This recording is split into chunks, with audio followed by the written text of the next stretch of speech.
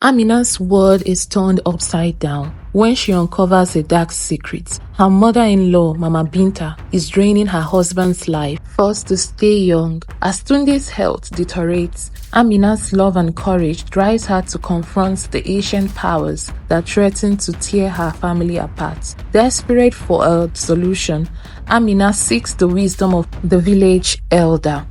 But the battle for Tunde's life will come at a dangerous cost. With everything on the line, Amina must face Mama Binta in a final, heart-stopping showdown. Will she save her husband, or will the curse consume them all? Watch. In the quiet village of Amadu, Tunde was known as a man of blessings. His farm yielded the best crops. His cattle were the healthiest, and everyone admired his kindness. His wife, Amina, was the jewel of his life, soft-spoken, graceful, and recently carrying their first child. They dreamed of a happy, peaceful life together. But in the same house, a shadow loomed. Mama Binta, Tunde's mother. Though she was older, Mama Binta's beauty hasn't faded. Her skin glowed like the morning sun, and her hair was as dark and full as a young woman's. People often whispered about her. How could she look so young? What was her secret? But Mama Binta only smiled and said, "It is my destiny to remain this way." Amina, however, was not at ease around her mother-in-law. There was something about Mama Binta's eyes, a sharpness, a hunger that sent chills down Amina's spine. But out of respect for her husband, she said nothing. One night, not long after Amina shared the news of her pregnancy, Tunde woke up trembling. His hands felt weak, his chest heavy. Amina jumped from the bed, fetching herbs, hot water, and blankets, but nothing helped. By the next morning, Tunde couldn't even rise from his bed. "I will take care of him," Mama Binta said, stepping into the room. "You worry about yourself and the baby." Amina hesitated, but Mama Binta's voice was firm. She had no choice but to step aside. For the next week, Mama Binta fed Tunde her own soup and tonics. Yet, instead of improving, Tunde became weaker. His bright eyes, sharp eyes dulled, and his body grew thinner. One evening, Amina sat by the window, watching the sunset, tears streaming down her face. "Why is he getting worse?" she whispered. She prayed to the ancestors to save her husband. And then something strange happened. A soft glow flickered under Mama Binta's door. Curious and afraid, Amina tiptoed down the hallway. She leaned against the wall and heard her mother-in-law's voice. "His blessings are mine," Mama Binta murmured. "He doesn't need them. I do." Amina's heart stopped. What did she mean by blessings? She peeped through the door crack. Mama Binta stood over a small calabash, glowing with golden light. She waved her hands over it, chanting words Amina didn't understand. The golden lamp swelled into her palms, and Mama Binta's face lit up with youthful energy. Amina gasped. She covered her mouth before any sound escaped, backing away from the door.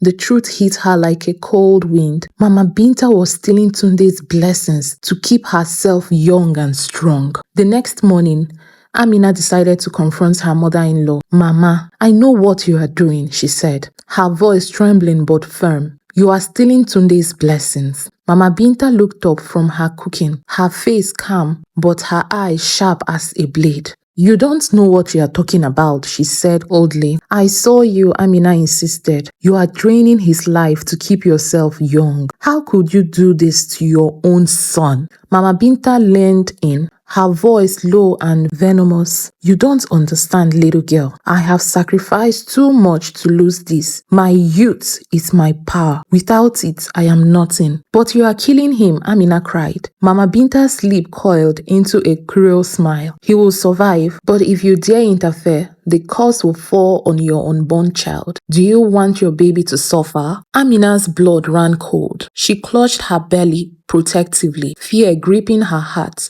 But she also knew she couldn't let this continue. She loved Tunde too much to watch him wither away. That night, Amina went to visit Nana Kulu, the village elder known for her wisdom. Nana Kulu lived in a small hut at the edge of the forest. She was sitting outside, stirring a pot of herbs, when Amina arrived. "I have been waiting for you," Nana Kulu said without looking up. Amina froze. "You know why I am here?" Mama Kulu nodded. "Your mother-in-law is playing with power she doesn't fully understand. But there is a way to stop her." "How?" Amina asked desperately. "You must take her source of power," Nana Kulu said. "She has hidden it somewhere safe. If you destroy it, the blessing will return to your husband. But beware, she will not give it up without a fight." Amina waited until the house was quiet. She sneaked into Mama Binta's room, her heart pounding.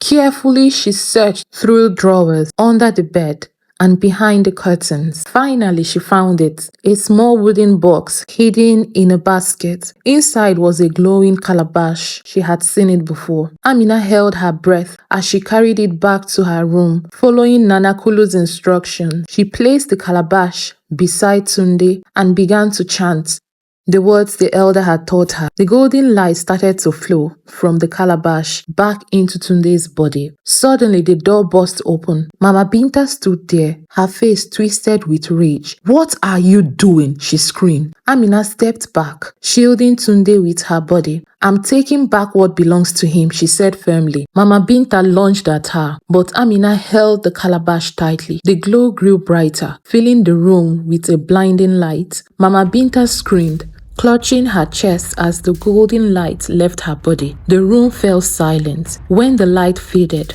Mama Binta was on the floor, her once youthful face now wrinkled and pale. She looked up at Amina with eyes full of hatred. "You've ruined everything," she hissed, "but this isn't over." With her last bit of strength, Mama Binta tried to curse Amina, but the calabash cracked in Amina's hands. A final burst of light.